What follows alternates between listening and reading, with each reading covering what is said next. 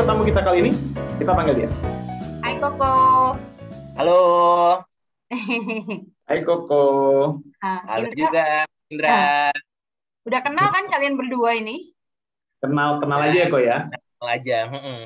Oh, kalau aku sih kenal Koko udah lumayan lama ya kita kok ya, karena kita Lumayan. ekskulnya bareng. Bang. Aku pertama ketemu itu emang tahun 2015 deh, pas aku awal join di perusahaan sama Mbak Yudin. Waktu itu aku ada survei, jadi emang harus datang ke kantor-kantor dan emang ketemu di situ namanya. Ya betul-betul. Jadi Koko dulu kita memang satu perusahaan yang sama. Dan tapi kalau dulu aku sama Koko tuh kita beda tim. Kalau sekarang kita jadi satu tim ya. Satu tim, betul. Ya gitu. Nah, kali ini Koko akan cerita tentang apa ya? Sesuatu yang dia suka, tapi kalau buat aku tuh kayak nggak terlalu umum dan nggak terlalu populer lah ya di kalangan anak muda masa kini gitu. Kita dengarkan cerita dari Koko. Kita kan kenal udah dari 2015, berarti sekarang jalan 7 tahun, tahun berapa sih? Jalan ke-7. Jalan ke-7 ya. Nah, terus yang aku tahu nih, Koko itu suka satu hal yang menurut aku agak unik karena nggak populer tadi gitu. Kalau orang-orang kan zaman sekarang tuh anak muda masa kini pada umumnya sukanya Korea-Koreaan gitu, K-pop. Okay.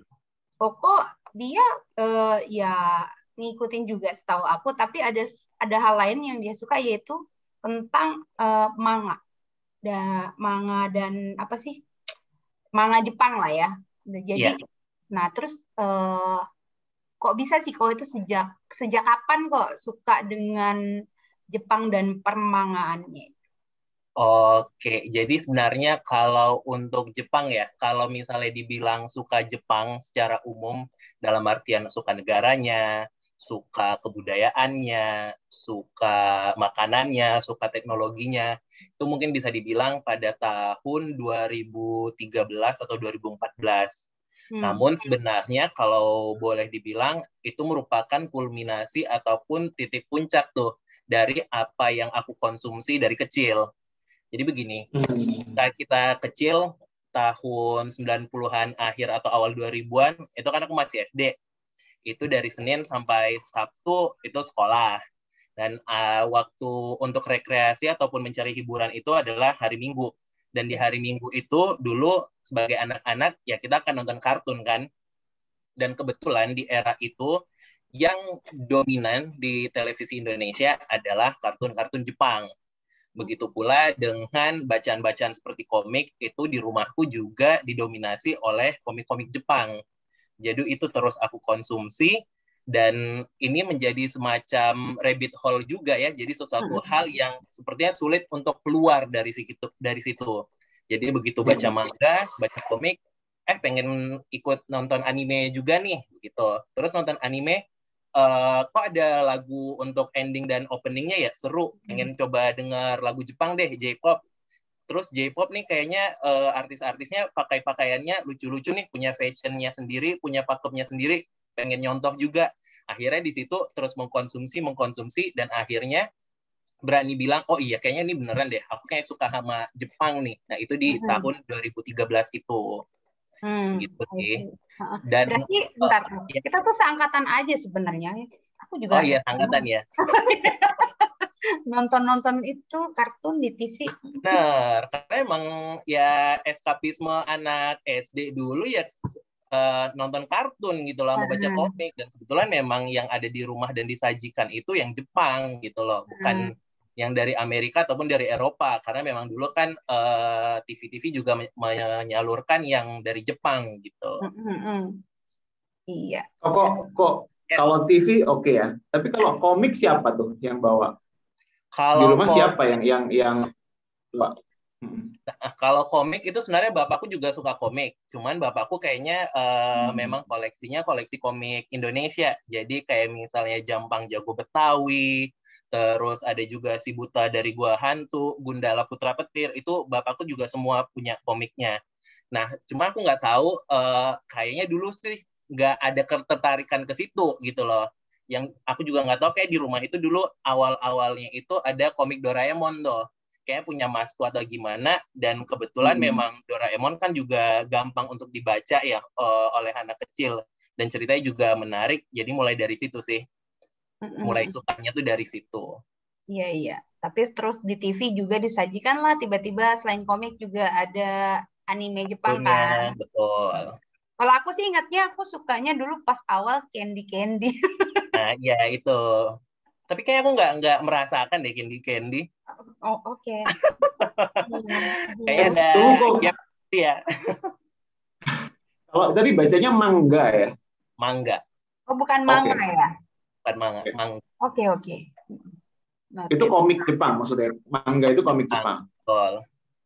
Iya, Terus tahun 2013-14 tuh Koko pas zaman apa tuh berarti? Kuliah? Itu zaman kuliah.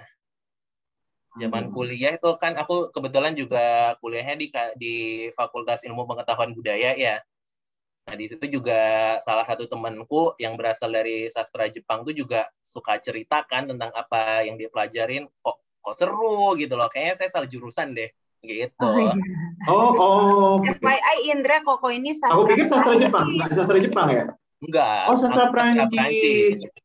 Tapi skripsiku itu juga korpusnya atau sumber datanya itu juga komik, tapi komik Eropa. Waktu jadi Tang-Tang ya?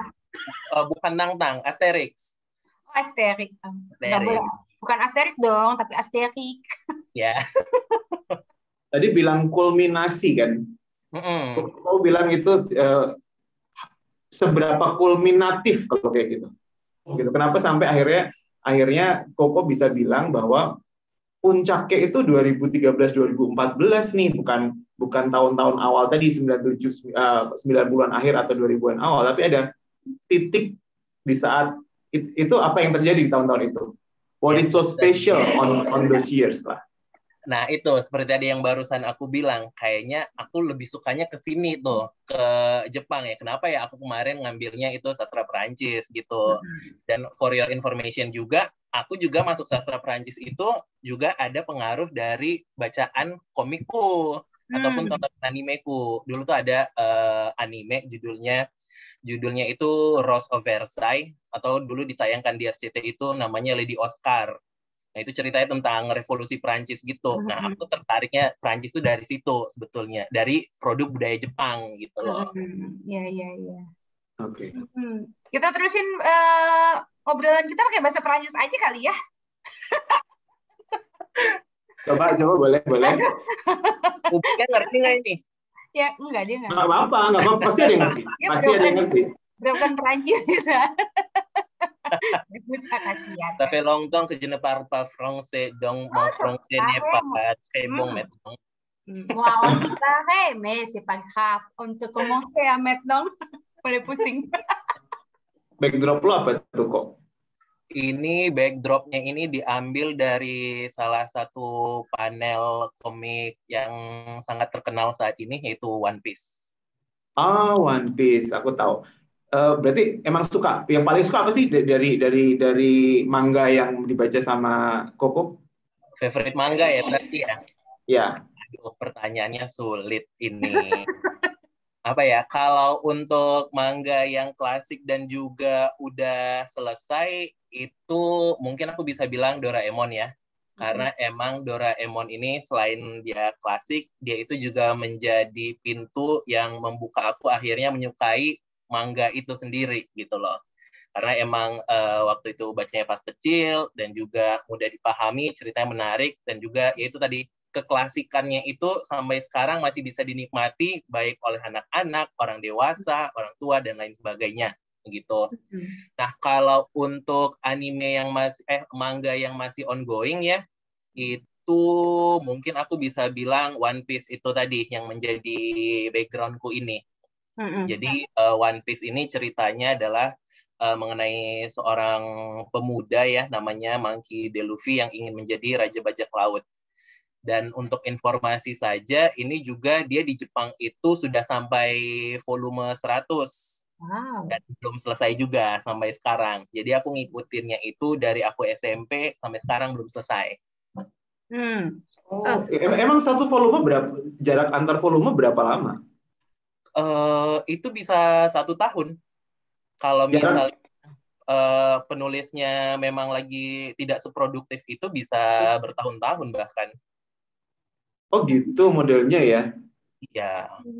Oh bukan bukan bukan kayak dibikin satu set 1 sampai 80 misalnya terus habis itu di launching itu nggak kayak gitu ya? Oh enggak, mereka itu ya tetap seperti ini, tetap bikin udah. Jadi gini, kalau misalnya kita berbicara mengenai manga Jepang, itu sebenarnya mereka itu terbitnya di Jepang itu mingguan.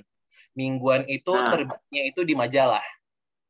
Jadi Oh, per chapter itu muncul satu chapter di satu majalah, itu mingguan. ya, Nah, ya. nanti beberapa chapter, misalnya udah sampai 8, 9, 10, itu dijadikan satu buku. Jadi itu biasanya baru per 3 bulan itu bisa menjadikan satu volume buku.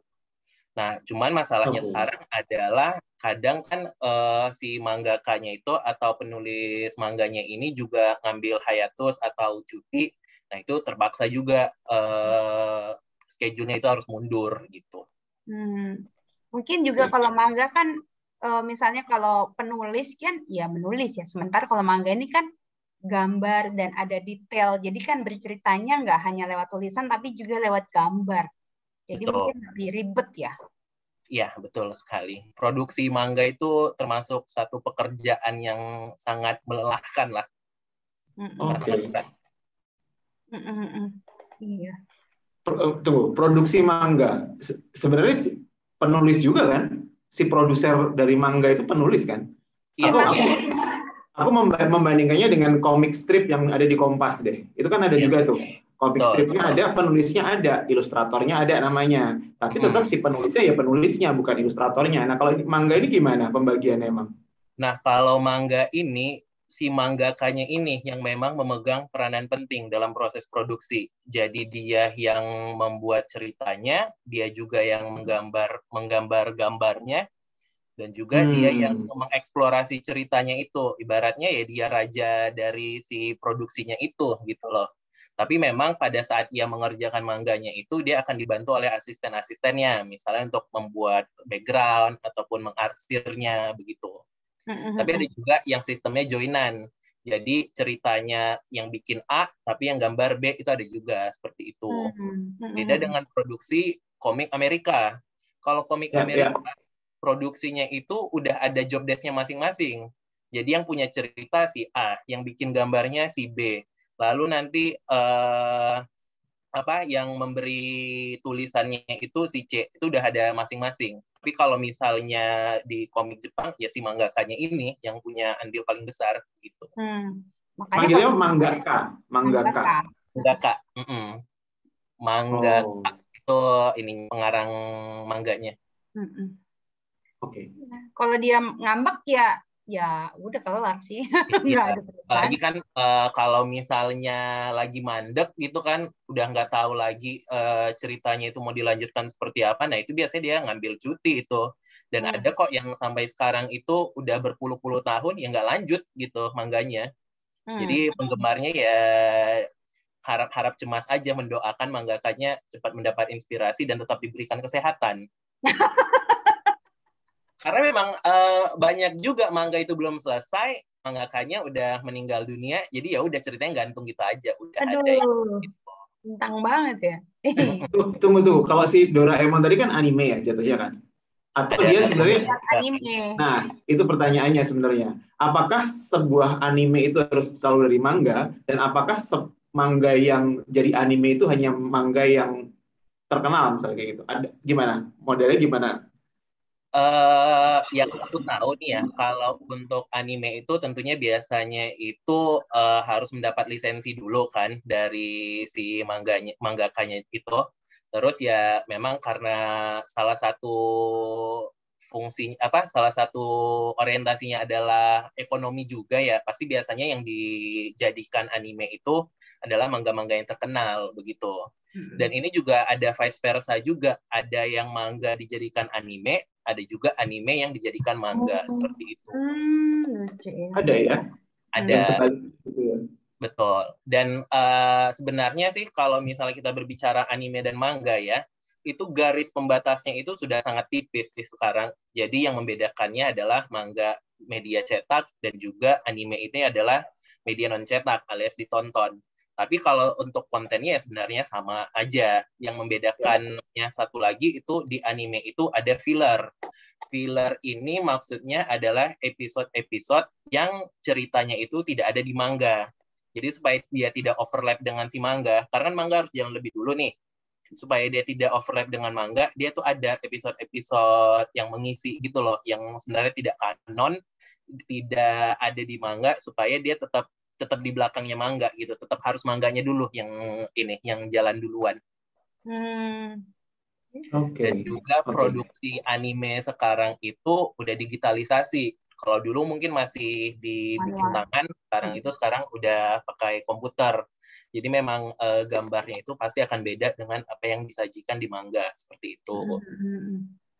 Kok aku dulu juga waktu zaman lebih muda, aku juga suka baca-baca itu manga sih. Iya. Dekat kampusku tuh bahkan juga ada rentalan. Betul. Biasa di kampus-kampus ada. Iya, dan aku sering banget sewa situ dan emang yang seri-seri gitu kan. Menarik sih, dan jenis manga juga banyak-banyak kan. Ada yang drama lah, ada yang thriller, ada yang anak-anak banget, ada yang lucu, gitu-gitu. Tapi semua manga yang aku baca itu tuh hitam putih. Kalau sekarang dia jadi kayak, kalau misalnya kayak Donald Bebek gitu kan, dulu mungkin ada putih, tapi ada yang colorful gitu kan. Betul, ada yang diwarnain. Lebih menarik gitu. Nah, kalau sekarang dia begitu juga atau masih sama kayak waktu zamanku dulu tuh? Kalau untuk manga sekarang ya kebanyakan memang masih hitam dan putih sih. Cuman kalau di beberapa judul manga itu ada beberapa lembar itu yang diberi warna gitu. Diberi warna kayak hanya untuk menarik ini juga sih, menarik pembacanya gitu. Jadi mungkin 1-2 halaman pertama itu diberi warna, ya kemudian di belakangnya tetap seperti pakemnya hitam dan putih. Oh iya. Iya, tetap di situ ya. Terus semua komik Jepang itu pasti manga? Atau ada komik Jepang yang tidak disebut sebagai manga? Itu dalam bahasa Jepang itu manga, makanya.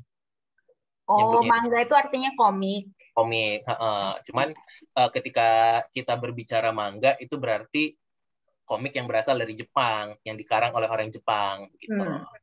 Tapi kan kayaknya sekarang ada juga sih kayak manga tapi bukan orang Jepang yang bikin. Ada, memang artwork-nya seperti manga kan, itu juga sudah banyak di Indonesia juga banyak sekali yang membuat seperti itu. Nah, tapi kalau itu apakah masih bisa disebut manga atau enggak? Sebenarnya enggak gitu. Ya sebenarnya sih tidak ya. Tapi ya kembali lagi, kalau misalnya orang Jepang yang nyebut komik itu pasti nyebutnya juga manga gitu. Karena term manga ini adalah artinya komik gitu loh. Iya. Kalau kita berbicara manga yang sekarang ini spesifik ke komik Jepang gitu. Iya. Yes. Kalau zaman dulu itu yang bedain ya, yang aku lihat, aku nggak terlalu suka baca komik sih, tapi yang jelas itu kayak bentuk matanya misalnya gitu kan. Bentuk mata di komik Jepang itu kan sangat spesifik. Apalagi sih yang khas-khas gitu. Soalnya kalau kayak tadi aku tuh lagi googling karena waktu aku beberapa puluh tahun yang lalu aku tuh di sekolahanku juga ada kayak komik namanya Tiger Wong misalnya gitu. Oh iya betul. Berwarna apa satunya lagi tuh apa gitu lah ya. Itu berwarna tapi itu bukan Jepang kan. Aku cek ini ternyata di Mandarin gitu. Hong Kong ya. Kalau nggak salah. Terus emang khas yang menurut Koko sangat manga atau sangat Jepang itu yang mananya gitu? Soalnya aku sebenarnya nggak bisa, kadang-kadang nggak ngerti gitu bedanya. Kecuali si mata gede-gede sekarang juga pakai mata gede kali kan? Oke, kalau untuk pakemnya ya, pakemnya itu biasanya mangganya itu dari artwork sih, emang kelihatan dari gambarnya itu. Mungkin aku akan ngambil komparasinya itu dengan komik Amerika ya. Jadi kalau komik Amerika itu gambarnya itu sangat tegas, garis-garisnya itu tegas, kelihatan gitu loh. Tapi kalau komik Jepang itu garis-garisnya itu lebih halus dan juga biasanya itu lebih tidak proporsional. Jadi mungkin ada yang matanya dibuat sangat besar, ataupun misalnya kepalanya dibuat tidak proporsi dengan badannya. Jadi badannya lebih kecil, kepalanya lebih besar. Sementara kalau komik Amerika itu kan dia tegas sekali dan lebih proporsional dari segi postur tubuh karakternya. Itu dari artwork. Tapi yang lain-lain juga ada yang membedakan komik Jepang dengan komik Amerika ataupun komik Eropa ya. Mulai dari tentu saja pertama bahasa. Kalau bahasa tentunya komik Jepang pakai bahasa Jepang. Lalu cara pembacaan. Kalau cara pembacaan itu komik Amerika itu masih dari kiri ke kanan. Tapi kalau komik Jepang itu, yang di Jepang itu bacanya dari kanan ke kiri. Nah, sekarang itu komik Jepang yang diterjemahkan ke Indonesia itu sudah mengadopsi sistem itu. Jadi bacanya dari kanan ke kiri. Tapi kalau misalnya masih yang terbitan lama, itu yang sekitar tahun 90 atau 2000-an awal, itu masih bacanya dari kiri ke kanan tuh yang terjemahan kita. Sebentar, kalau bahasa Jepang itu bacanya kiri ke kanan kan sebenarnya? Atau gimana? Atau atas bawah ya? Bacanya tetap dari baca ininya, baca kalimatnya tetap kiri ke kanan. Kalimat. Oh, terus kenapa? Tapi Kenapa harus dari kiri? Panelnya, baca ya, panelnya itu dari kanan ke kiri. Kenapa tuh? Ada ini nggak? Ada info nggak kenapa sih harus digituin gitu? Kalau untuk info jelasnya aku kurang tahu ya, tapi memang mereka kebudayaan membacanya ya memang dari dulu dari kanan ke kiri gitu loh. Nggak hanya aja. Untuk novel-novel ataupun setauku koran juga begitu deh. Bacanya tetap dari kanan ke kiri.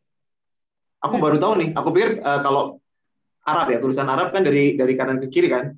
Betul. Nah, ini Jepang sebenarnya biasa, tapi budaya koordinasinya gitu, penghalamanannya kanan ke kiri gitu kanan ya? Ke kiri. Iya. Oke. Emang agak ribet sih kalau baca komiknya. Balik tapi baca, aduh mana sih suka jadi lama gitu kayak adjust otak untuk biasa gitu kan. Terus apalagi ya, mungkin dari volumisasinya. Kalau komik Amerika atau komik Eropa itu kayaknya lebih sedikit daripada komik Jepang. Tadi kayak aku bilang kan komik Jepang ada yang udah sampai 100 volume juga belum selesai gitu. Dan juga dari sisi cerita sih yang lebih menarik, kalau aku boleh bilang kayaknya 80% komik Amerika tuh kayak ceritanya tentang superhero tuh. Dan dia itu membuat hitam dan putihnya itu sangat jelas. Ada tokoh superhero, ada tokoh villain. Tokoh superhero yang baik, villain yang jahat, tokoh superhero-nya mencoba untuk mengalahkan villainnya gitu. Tapi kalau di cerita-cerita komik Jepang itu lebih variatif gitu loh, lebih abu-abu dia nggak serta-merta hitam dan putih. Jadi itu sih yang menarik untuk digali. Bahkan kadang kita itu justru malah bersimpati pada tokoh antagonisnya, itu bisa terjadi seperti itu. Dan juga genre-genre yang disajikan itu juga sangat beragam gitu loh, nggak hanya tentang superhero, tapi juga misalnya dia bisa mengangkat tentang petualangan, atau bahkan sekarang yang sedang in juga itu cerita-cerita tentang olahraga, dan itu sangat dieksplorasi oleh kreator-kreator manga itu atau komik Jepang itu. Mungkin kita mikirnya paling ceritanya nih tentang sepak bola, tentang bola basket, olahraga-olahraga yang terkenal. Tapi justru sekarang itu banyak eksplorasi terhadap hal-hal yang jarang diangkat. Misalnya kayaknya sekarang ini ada cerita tentang ballroom dance, lalu ada tentang figure skating, ice skating, lalu ada juga tentang panahan dan lain sebagainya. Dan itu banyak sekali kalau kita mau mengeksplorasi ke komik Jepang itu gitu loh. Maka itu salah satu hal juga yang membuat aku suka gitu loh. Benar-benar benar-benar suatu bentuk eskapisme lah dari kehidupan yang melelahkan ini. Jadi kita mau ini mau itu kayak bisa nyari tuh di komik Jepang. Iya. Tiap hari baca komik kok? Kalau tiap hari sih enggak ya, kebetulan sekarang juga pekerjaan juga lagi padat-padatnya juga ya. Cuman ya tetap diiniin lah, tetap ada waktunya gitu. Udah misalnya kayak dalam sebulan pasti baca lah ya? Pasti baca. Kalau dari dulu banget nih, random aja, nggak usah exact. Kira-kira udah baca berapa judul, terlepas dari dia punya berapa banyak episode ya? Udah berapa banyak yang Koko baca? Mungkin sekitar 70 kali ya. Wah, lumayan ya. Lumayan. 70 judul ya. 70 judul. Karena aku tuh termasuk cukup loyal ya dengan satu judul. Jadi begitu aku suka sama satu judul tuh biasa aku agak susah tuh untuk lepas, untuk mau mencoba judul yang lain gitu. Cuman sekarang karena emang lagi rame juga ya si komik Jepang ini, jadi mulai coba judul-judul yang lain gitu. Oke. Ini Koko, aku tuh sebenarnya agak amazed. Kenapa gini? Kalau misalnya Koko nanya ke aku gitu ya, suka lagu apa ya, mungkin aku punya jawaban lagu A, B, C. Tapi ketika ditanya lebih jauh, misalnya itu penyanyinya siapa, lahirnya kapan, kenapa dia suka nyanyi, terus cara dia bikin lagu seperti apa, aku nggak ngerti. Aku berhenti di dengerin lagu. Nah, Koko ini menarik, kenapa? Karena ketika kita tanyain macam-macam, itu ngerti gitu. Soal macam-macam lah menurutku ya. Itu yang menarik. Nah, ini aku mau nyoba satu pertanyaan lagi. Mudah-mudahan Koko ngerti juga gitu. Ya, Kenapa bisa serame itu ya manga di Jepang? Maksudnya gini, manggakanya itu emang ini mungkin agak simplistik ya. Setajir apa sih orang manggaka di Jepang itu? Industrinya itu seperti apa gini si manga ini kalau di Jepang? Kok bisa sedemikian hidup sedangkan kita punya Ermin Tarja aja udah lama nggak ada gitu kan ya, yang Pegunungan Menoreh itu misalnya gitu. Atau banyak komik lain yang kita nggak sesubur itu gitu. Kenapa ini bisa begitu subur dan gimana? Boleh ceritain nggak? Ini kalau too much nggak apa-apa juga sih, tapi siapa tahu kok tahu. Ya, ini aku mungkin kenapa si komik ini sangat rame ya di Jepang ya. Karena 80% orang dewasa di Jepang itu membaca komik. Jadi karena pasarnya ada ya, pasarnya ada berarti. Pasarnya ada. Jadi mau nggak mau ini dijadikan suatu industri juga begitu loh. Dan setauku juga memang orang-orang di Jepang itu menghargai manggakanya gitu loh. Jadi bukan suatu pekerjaan yang dianggap remeh, bukan suatu pekerjaan yang hanya dibilang cuman menggambar gitu. Justru dia di respect, dihormati, dan juga setauku juga memang income-nya juga termasuk tinggi gitu loh. Koko kan juga udah baca banyak manga ya. Dan tadi cerita tentang mangaka. Kamu tuh punya nggak sih kayak paling suka itu mangaka siapa gitu? Dan kenapa gitu? Kalau paling suka kayaknya sih Oda Eiichiro ya, itu pengarangnya One Piece tadi. Itu kenapa aku suka, karena satu artwork-nya itu keren banget.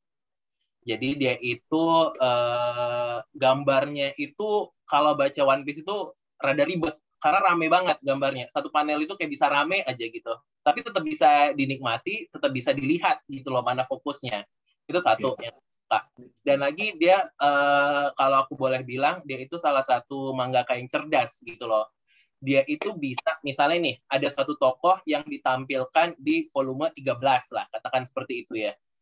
Kita kan taunya ya udah begitu ceritanya selesai si karakter ini udah nggak muncul lagi, tahu-tahu nanti ternyata di volume 80 karakter itu bisa muncul lagi dan ternyata dia punya semacam suatu kunci yang kenapa nih dia bisa muncul lagi begitu loh. Makanya aku tuh suka bingung kadang, ini dulu pas dia create si karakter ini emang dia udah mikir ke depan bakal dipakai lagi atau seperti apa gitu loh. Plot twist gitu ya. Ya semacam plot twist gitulah. Iya ya, wah lucu ya. Kalau One Piece ada animenya kan? Ada. Anime itu juga udah, aku lupa deh, kayaknya udah ribuan episode juga itu. Iya. Nah, cuman aku kalau One Piece itu aku nggak ngikutin animenya, Mas. Karena emang aku begitu udah suka sama satu, biasanya aku akan stick to itu aja gitu loh. Karena aku suka banget gitu loh sama mangganya. Jadi aku kayak semacam menjaga purity-nya manga ini. Karena kalau animenya seperti tadi yang aku jelasin, itu ada episode-nya ya. Ada di mangganya gitu. Oh iya. Aku tuh ngebayangin misalnya satu panel gitu kan, Koko tadi bilang kalau One Piece itu kayak rame gitu kan. Ya. Terus jadi kadang emang tulisannya tuh biasanya kayak baca Tiger Wong aja tadi yang Indra bilang, itu tulisannya dikit. Tapi ketika kita membaca tanpa memperhatikan detail dalam satu panel itu kita nggak akan ngerti. Itu jadi kayak cuman tulisan dikit tapi bacanya tuh bisa lama kan kita harus beneran ngamatin gambar betul. sekitarnya Ya, gitu kan. ya. Agak effort tapi ya mungkin itu menarik dan membuat orang jadi kayak penasaran kali ya. Ya, betul. Dan lagi kalau si One Piece ini juga apa ya? Dia membuat dunianya di dalam ceritanya itu tuh pinter banget gitu loh. Nggak hanya soal manusia gitu. Dia juga bikin ada ras-ras lain seperti misalnya ada duyung, ada orang bersayap kayak gitu. Dan juga bukan sekadar cerita oke, aku berpetualang, aku ingin menjadi raja bajak laut, nggak gitu. Tapi dia tetap ada muatan-muatan yang sebenarnya itu bisa menjadi refleksi kita terhadap kehidupan kita di dunia gitu loh.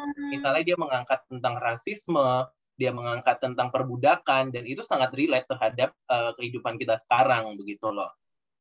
Oke. Cerdas sekali si mangaka ini ya. Ya, Iya. makanya itu termasuk salah satu mangaka yang paling pinter deh menurutku.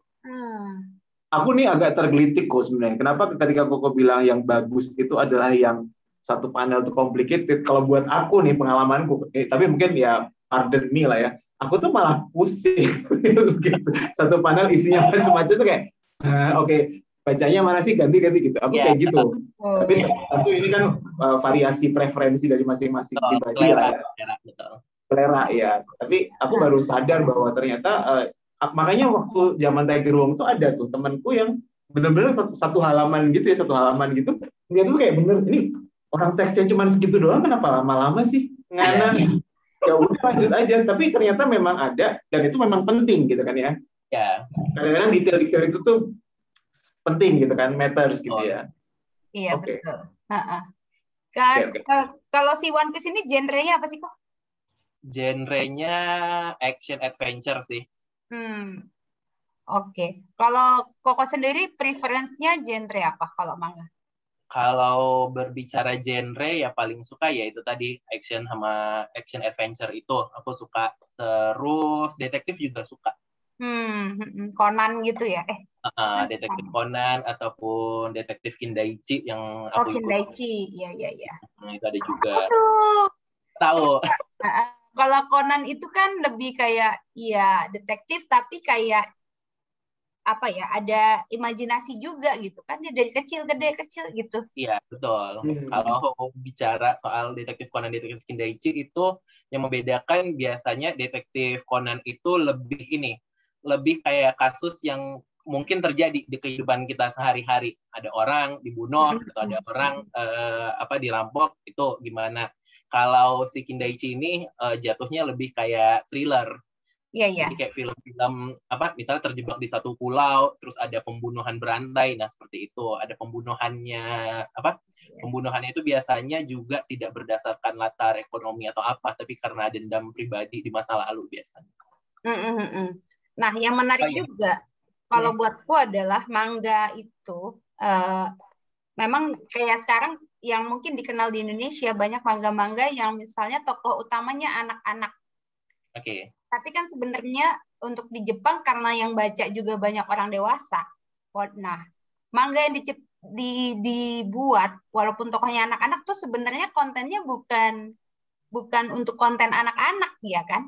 Betul. Gitu. Emang kontennya dewasa. Karena kalau di kita karena ada anak-anak ya udah jadi kayak buat anak-anak gitu kan. Iya, nah itu dia yang harus kita pahami juga, bahwa ketika kita ngomongin soal komik terutama di Jepang, itu juga mereka mengklasifikasikannya juga atas demografi pembacanya atau target pembacanya. Jadi kalau bisa dikatakan itu ada 5 ya. Yang pertama itu ada Kodomo Muke, lalu ada shonen, lalu ada shoujo, lalu ada josei, lalu ada seinen. Itu masing-masing demografi target pembacanya itu beda. Yang pertama ini adalah Kodomo Muke. Kalau Kodomo Muke itu ditargetkan untuk pembaca anak-anak. Misalnya Doraemon, Pokemon, atau mungkin yang terkenal di Indonesia itu Hainiko gitu. Ceritanya itu lebih simpel, terus lebih akrab dengan anak-anak, dan juga secara paneling dan juga lettering itu juga lebih gampang. Jadi kalau misalnya di Jepangnya sendiri, itu pasti dia menggunakan bahasa-bahasa yang lebih mudah dipahami oleh anak-anak. Belum menggunakan kanji yang rumit dan lain-lain. Itu kalau Kodomomuke. Lalu ada juga yang ditargetkan untuk remaja laki-laki. Itu namanya shonen. Jadi itu biasanya ceritanya ya tentang tentang action, ada komedinya juga. Ceritanya itu hangat, membakar semangat, dan juga kayak cerita persahabatan. Itu contohnya kayak One Piece itu termasuk shonen. Lalu misalnya Kapten Tsubasa itu termasuk shonen. Nah, ada juga nih komik-komik yang dikhususkan untuk pembaca dewasa pria. Itu namanya seinen. Seinen itu ceritanya akan lebih kompleks, lebih lebih perlu dipikirkan, direnungkan gitu ya. Banyak juga mengandung muatan-muatan seksualnya ataupun kata-kata kasar seperti itu. Itu contohnya itu seperti misalnya Akira dan lain-lain. Terus ada juga yang namanya shoujo. Shoujo itu untuk untuk remaja putri. Jadi ceritanya itu lebih mengutamakan drama ataupun cerita tentang pacar-pacaran nih, mulai tahu cinta-cintaan. Dan biasanya itu ceritanya itu tentang bagaimana sih romantisme yang ideal, bagaimana sih cinta yang ideal gitu. Jadi biasanya itu ya pasti lovey-dovey, yang cute gitu, kayak misalnya Sailor Moon atau misalnya Candy tadi, itu juga termasuk. Lalu ada juga yang namanya josei. Josei itu untuk demografi perempuan dewasa. Jadi yaitu ceritanya lebih kompleks, dan biasanya kalau misalnya shoujo bercerita mengenai konsep cinta atau romantisme yang ideal, justru kalau josei ini lebih ke bagaimana sih cinta itu aslinya. Nggak hanya sekedar lovey-dovey aja loh, nggak cuma sekedar pacaran, gandengan tangan, ciuman loh, tapi ternyata banyak juga kok sisi pahitnya gitu loh. Itu yang sering ditampilkan oleh Joseph gitu. Kembali lagi, tadi benar juga kata Mbak Yudit, bahwa bukan berarti begitu komik ini tokohnya adalah SMA, misalnya anak SMA, bukan berarti itu ditujukan untuk anak SMA gitu loh. Bahkan ini deh, untuk komik Crayon Shinchan. Shinchan itu sebenarnya bukan ditujukan untuk anak-anak ataupun bukan untuk anak remaja laki-laki, tapi itu untuk pembaca dewasa malah, karena jokes-jokesnya itu akan tidak dipahami oleh anak-anak gitu loh, justru akan dipahami oleh orang dewasa gitu. Nah, aku pengen nanya nih, kalau misalnya Amerika ya, komik Amerika gitu kan, kadang-kadang kulminasinya nih pakai istilahnya Koko nih, kulminasinya kan ketika dia jadi film layar lebar. Betul. Somehow lah ya, ketika gambarnya ya mungkin bukan dari ya, contoh deh dari buku terus film gitu kan. Nah kalau di manga juga kayak gitu juga atau enggak, atau memang ada manga yang legend banget tapi dia tetap nggak dibuatin animenya, nggak dibuatin film gedenya misalnya kayak gitu. Ada nggak kayak gitu? Atau gimana kalau di Jepang? Kalau untuk titik tertingginya aku rasa sih untuk mangakanya sendiri itu adalah salesnya sih Mas. Jadi emang salesnya itu bisa sampai puluhan juta itu ya terjual di seluruh dunia, itu udah menjadi suatu hal yang sangat sangat tinggi. Mungkin itu juga hal-hal yang dimimpikan oleh setiap kreator manga di sana gitu loh.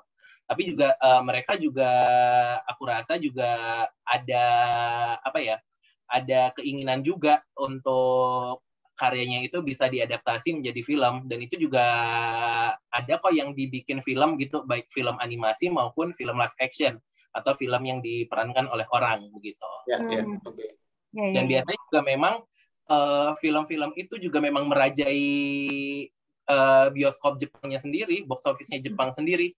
Aku lupa deh waktu itu apa ya, film apa gitu. Avengers atau apa gitu, itu merajai semua box office-nya semua dunia kecuali di Jepang, karena di Jepang kalah sama Detektif Conan kalau nggak salah aku. Wow. Oke. Satu-satunya aku lupa, kalau nggak salah emang Avengers sih. Avengers itu nggak bisa menang di box office Jepang gitu. Wah, sekuat itu ya. Iya. Sekuat itu betul. Nah, aku pengen nanya nih. Tadi kan Koko bilang kejagoanannya si mangaka itu dilihat dari penjualan, ya kan, pendapatan jualan si komiknya. Pertanyaannya di era digital kayak gini, jualannya lewat apa? Kalau dulu kan jelas ya ke Gramet, seksi komik gitu ada buku, emang itu buku yang emang dijual, royaltinya masuk ke penulis, nggak tahu gimana caranya lah ya. Cuman kalau sekarang gimana tuh? Apakah beli online atau apa gitu? Atau masih pakai kertas atau gimana? Nah, ini aku jawab dari yang aku tahu aja ya. Kalau di Jepang itu untuk hal-hal seperti itu masih sangat konservatif. Jadi mereka masih, terutama penikmat manga itu, penikmat komik itu, dia masih akan tetap membeli cetakannya. Nah, di Indonesia itu juga menurutku masih sama juga sih, Mas. Untuk penikmat komik itu sendiri ya, memang dia menyukai komik bukan hanya membaca sekali dua kali, itu masih akan tetap membeli itu ke Gramedia, beli yang cetakan gitu. Bahkan untuk yang udah tingkatan benar-benar suka gitu ya, bahkan rela untuk mengimpor komik-komik yang emang berbahasa Jepang supaya mereka bisa dapat dapat ceritanya itu bisa lebih cepat gitu. Karena kan untuk mendapat lisensi penerjemahan juga lama gitu loh. Gitu. Soalnya pengalaman pribadi juga kalau membaca komik pakai digital gitu kayak kurang ada feel-nya gitu loh. Karena kan kita bacanya itu panel per panel ya.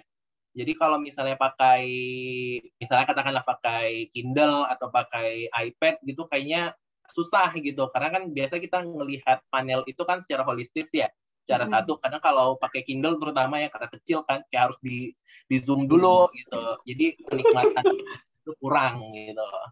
Instead of balik gini nggak enak ya. Benar, jadi kayak harus digeser-geser dulu ini mana, terus kita mau lihat panelnya harus digeser lagi gitu. Wow. Untuk digitalisasinya juga mereka sudah mulai ini sih Mas, sudah mulai mencoba masuk ke pasar situ gitu loh. Karena mau nggak mau memang itu harus dilakukan satu yang pasti untuk tetap menjaga industri itu tetap hidup gitu loh kan. Dan juga itu salah satu cara mereka juga untuk melawan pembajakan. Karena kan sekarang ini juga rame ya, kalau kita browsing di Google aja misalnya mau read manga apa, klik judulnya itu pasti keluar gitu loh. Pasti ada, iya betul. Itu yang selalu diperangi oleh Jepang dan juga oleh mangaka-mangaka. Ya udah, daripada kamu baca-bacakan nih, kita berikan satu media yang bisa dengan gampang kamu akses, kamu nggak perlu mengeluarkan banyak uang, nggak perlu memerlukan space yang banyak untuk menyimpan komikmu, kamu udah bisa baca. Ya aku masih jet lag nih dengan penjelasan Koko yang lengkap ya. Maksudku nggak banyak menurutku ya orang yang suka sesuatu tapi ngerti pengen tahunya itu lebih dari sekedar yang dia pengen baca aja. Menurutku itu satu hal yang penting. Sama ini kok. Sebelum nanti aku tanya pertanyaan soal rekomendasi manga buat orang-orang, kalau pengen belajar mencintai manga itu apa sih rekomendasinya itu sebelum itu, tapi aku jadi kepikiran ya. Gini. Koko ini kan suka manga. Yuyu mungkin suka juga tapi agak lebar gitu, macam-macam gitu jenisnya. Aku Tiger Wong not so much gitu ya, tapi aku suka Donald Bebek. Sangat suka. Aku jadi mikir, ada nggak ya, ini nggak penting sih sebenarnya, ada nggak sih hubungan antara preferensi komik dengan karakter orang gitu, atau apapun itu. Karena gini, mungkin gini, tadi nyambungnya ke panel yang banyak, terus aku kan bilang, aku tuh nggak baca detail kalau kayak gitu. Artinya benar, aku tuh ternyata agak kesulitan dengan detail sampai sekarang. Mungkin, aku nggak tahu ya, mungkin Koko jadi cenderung detail gitu karena suka baca panel yang detail. Tapi anyway, langsung aja rekomendasi manga buat yang pengen baca manga apa? Rekomendasi yang paling gampang dulu deh dan yang paling klasik yang dari tadi aku sebut, Doraemon. Karena secara panel lettering itu enak, gampang diikutin, ceritanya juga simple, menarik, dan juga long last gitu loh. Mau dibaca 2 tahun lalu, mau dibaca hari ini, mau dibaca 10 tahun lagi, aku rasa itu masih relate, masih bisa dinikmati. Gitu. Nobita tetap kelas 4 SD gitu kan? Benar. Aku sampai sekarang kalau baca Doraemon juga masih menikmati gitu loh. Lalu kalau untuk mau ke skena yang lebih rame orangnya, lebih rame fansnya, mungkin ya itu tadi One Piece juga untuk yang suka action adventure. Terus apalagi ya? Belakangan ini aku juga lagi suka Tokyo Revengers. Itu juga lagi rame juga. Itu ceritanya tentang ada seorang pemuda yang bisa yang tiba-tiba dia balik ke masa lalu dan dia mencoba untuk mengubah hidupnya di situ dengan gabung ke geng motor. Oke. Luar biasa. Aku masih amazed dengan detail-detail yang kamu tangkap gitu sebenarnya sampai sekarang. Maksudnya bisa segitu detailnya. Tapi ini nggak mungkin. Oke, thank you rekomendasinya ya. Nah, aku pengen extend sedikit nih. Kan Jepang tadi kan suka masakan Jepang juga, suka hal lain yang berbau Jepang ya. Jepang kan juga punya J-pop sebenarnya kan ya. Iya, betul. Ya kan? Dan itu bahkan mungkin somehow lebih dahulu daripada K-pop gitu kan. Yes. Itu ada hubungannya juga dengan manga dan kayak gitu, atau itu totally sebenarnya dua industri yang berbeda gitu? Menurut kok gimana? Itu kayaknya mereka itu saling melengkapi malah, Mas. Seperti tadi yang aku bilang ya. Misalnya suatu manga diadaptasi itu jadi anime ya. Anime otomatis punya lagu pembuka, punya lagu penutupnya. Dan itu biasanya kan diisi oleh lagu-lagu dari J-pop itu gitu loh. Dan banyak juga emang artis-artis J-pop yang suka ke manga gitu atau suka nonton anime yang mereka secara tidak langsung tuh kalau misalnya di sosial medianya itu suka mempromosikan manga ataupun anime. Jadi memang mereka kayaknya suatu siklus gitu, suatu ekosistem yang emang saling support gitu sebetulnya. Oke. Tetap nyambung lah ya sebenarnya kayak gitu-gitu ya. Bahkan terus aku tadi juga dengar beberapa hal tuh. Ya, gimana, Mas? Enggak, aku cuma mau bilang sih, aku dengar skena, lettering, panel, itu tuh aku baru dengar hari ini. Aku masih tahu aja sih. Itu sangat menurutku itu kan sangat spesifik dan aku nggak pernah dengar gitu. Tapi itu memang ini ya, istilah-istilah permanggaan. Kalau panel, ya jelas. Panel itu kan yang satu kotak itu. Kalau lettering itu adalah penulisan dalam bubble chatnya itu. Itu lettering. Kalau skena itu kayak lebih umum sih digunakan. Skena itu apa ya? Kayak ekosistemnya gitu, Mas. Kayak Scene. Oh ya, scene. Oke. Kalau disuruh milih manga dan anime, suka mana kok? Kalau untuk sekarang lebih suka manga. Karena bisa untuk sekalian dikoleksi buat dekorasi kamar. Alasan yang tidak penting. Iya. By the way, Koko juga karena dia suka baca manga dan dia juga beneran koleksi, ya kan kok? Udah berapa lemari kok atau berapa kamar, berapa gudang? Meter persegi mungkin atau meter kubik? Aduh, banyak sekali ya. Kalau misalnya yang di rumah itu aja udah berapa ya itu ya? Mungkin yang mau ditol-tol. Mungkin ada sekitar 1000-an kali ya. Wow. Dan yang di sini juga ada juga kan ya? Ya, dan aku biasanya secara berkala tuh pasti akan ngirim pulang karena supaya bisa ada space lagi di sini kan. Iya. Terus sampai rumah sama ibumu dijualin nggak ya?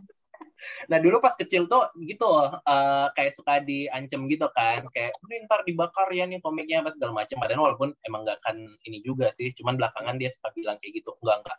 Ini mau gimana pun tidak akan diserahkan ke orang, tidak akan dibuang karena ini adalah kumpulan kalian dari kecil, memori kalian dari kecil gitu. Gitu. Tapi sorry ini jadi agak lepas dari si permanggaannya, tapi ini lebih ke koleksinya. Maintenance-nya kan susah kok, apalagi kalau banyak satu yang pasti butuh tempat juga banyak gitu kan. Betul. Udah pasang sampai di langit-langit gitu kan saking penuhnya. Terus ini kan bahannya kertas ya. Dan kertas komik kertas bukunya itu kan nggak tebal dan yang premium kertas gitu kan. Jadi ya agak susah kali untuk penyimpanan dan maintenance-nya. Betul. Gimana kok?